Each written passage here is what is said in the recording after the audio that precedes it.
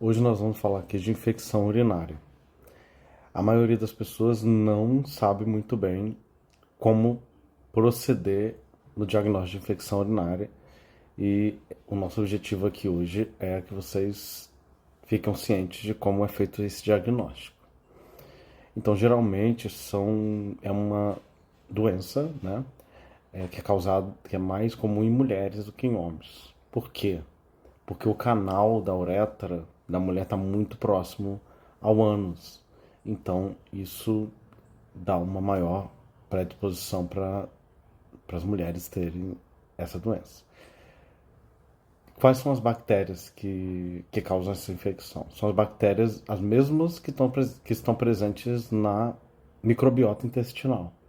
Então, aquelas bactérias ali da região do períneo, né, próximo ao ânus, à vagina, elas vão entrar pela uretra e vão até a bexiga, podendo subir até o rim.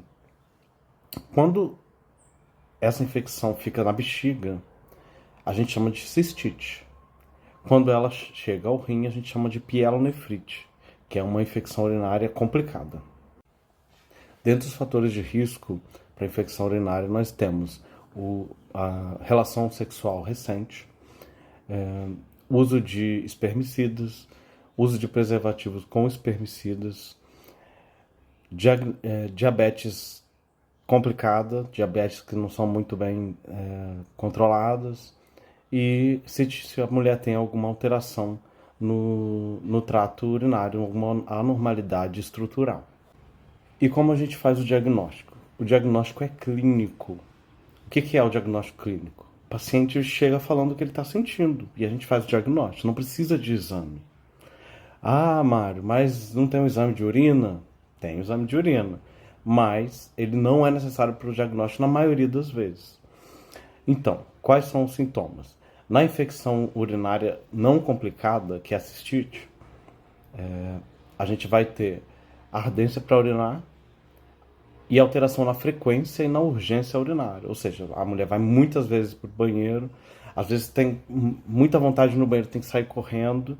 São os sintomas mais preditores de infecção urinária. Já a infecção urinária complicada, a gente precisa, além desses sintomas, que significa que a complicada significa que a infecção chegou no rim. Então é uma situação mais séria.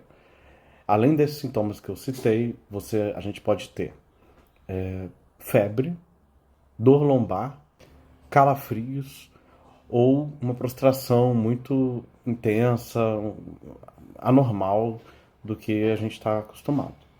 Então isso aí já são um alarme de que a doença pode ser complicada. Geralmente exige internação. E o exame de urina? Geralmente a gente lança a mão do exame de urina quando o paciente tem alguns sintomas que a gente fica na dúvida. Ou quando o paciente é um idoso que não consegue verbalizar sobre o que ele está sentindo. Aí são causas que a gente não tem como ter certeza. Então, se existem algumas complicações mais inespecíficas, um mal-estar geral, né, quedas, delírio, o paciente está confuso, confusão mental, aí a gente lança a mão do exame de urina. Mas isso não significa que a infecção é urinária, né? Isso aí a gente precisa investigar. É muito comum na nossa prática clínica as pessoas procurarem o médico porque está com um odor mais forte na urina ou porque a urina está mudando de coloração. Essas características geralmente não são típicas de infecção urinária. Geralmente tem alguns alimentos que podem causar um odor na urina, a desidratação, ingesta de pouca água, né, pouco líquido. Então, geralmente nesses pacientes a gente orienta a hidratação e observação da urina. Caso não melhore, caso persista, aí sim a gente vai investigar mais profundamente. Então, se você tiver esses sintomas, for ao médico, ele não passar o exame de urina, está correto, né? Na maioria dos casos, não há necessidade de realização do exame de urina para o diagnóstico, tá? Então, tendo qualquer um desses sintomas, procure o seu médico.